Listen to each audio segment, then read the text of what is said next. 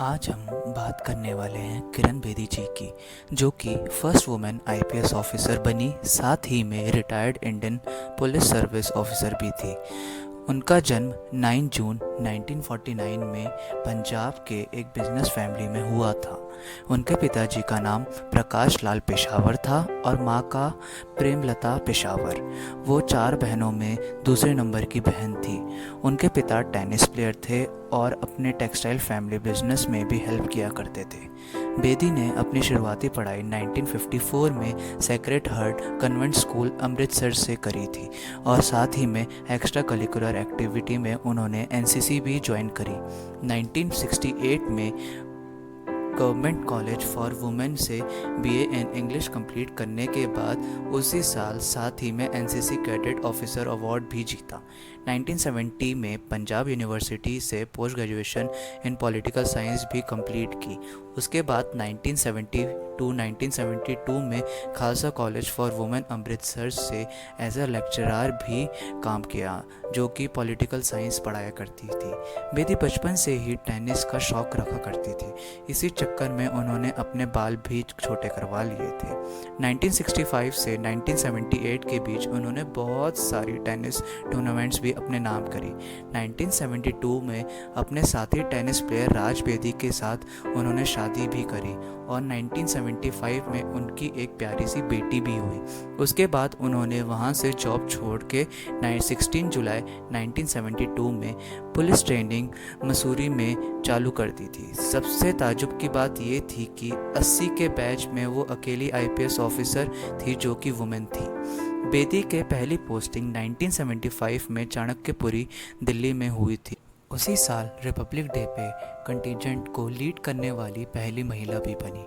1978 में जब निरंकारी और अकाली के बीच इंडिया गेट पे लड़ाई हुई थी तो उसी समय डीसीपी बेदी को जिम्मेदारी दी गई थी। उस समय उनके पास लाठी चार्ज करने के अलावा आंसू गैस तक का सहारा नहीं था और उसी समय एक आदमी उनकी तरफ तलवार लेके आया, परंतु उन्होंने पूरे समझदारी से लाठी के द्वारा ही वार कर दिया और उनकी टीम प्रदर्शनकारियों को भगाने में सफल रही और उसी के चलते ही उन्हें अक्टूबर 1980 में presidents police for gladiator award से सम्मानित भी किया। 1979 में लोगों की मदद के लिए उन्होंने वेस्ट डिस्ट्रिक्ट में एक 1 डोर पॉलिसी भी बनाई, जहां से वो हर एक व्यक्ति की कंप्लेंट को सुनती और ठीक भी करती थी। इसके चलते ही वहाँ पे क्राइम भी बहुत कम हुआ। 1981 में बेदी को ट्रैफिक पुलिस डीसीपी भी बनाया गया। उसी के बाद 1982 में जब एशियन गेम्स हुए थे तो उन्हें पूरे अकेले ही जिम्मेदारी उठानी पड़ी। इसी के चक्कर में जो गाड़ियां सही से नहीं लगी हुई थी उन सबको क्रेन से उठाया गया और इसी के कारण उनका नाम क्रेन बेदी भी रखा गया।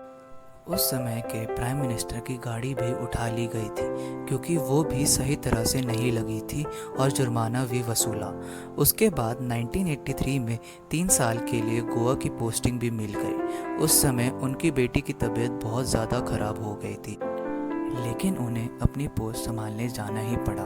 बेटी की ज़्यादा तबीयत खराब होने के कारण उन्होंने पहली बार 6 महीने की छुट्टी ली और उनकी तबीयत ठीक होने के बाद उन्होंने दिल्ली में ही पोस्टिंग ले ली।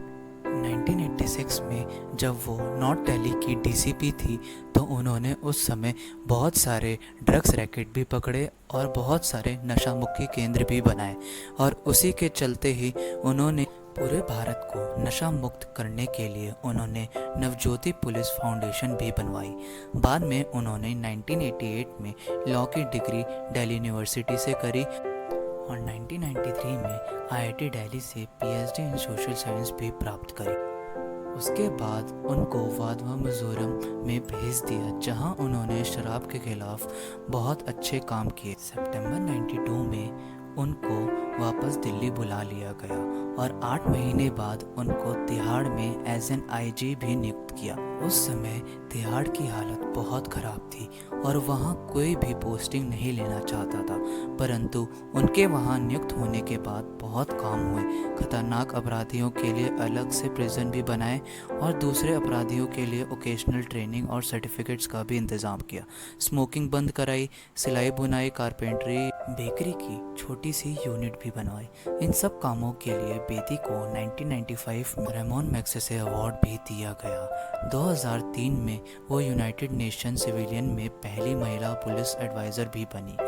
2008 से 2011 तक उन्होंने आपकी कचहरी शो भी चलाया।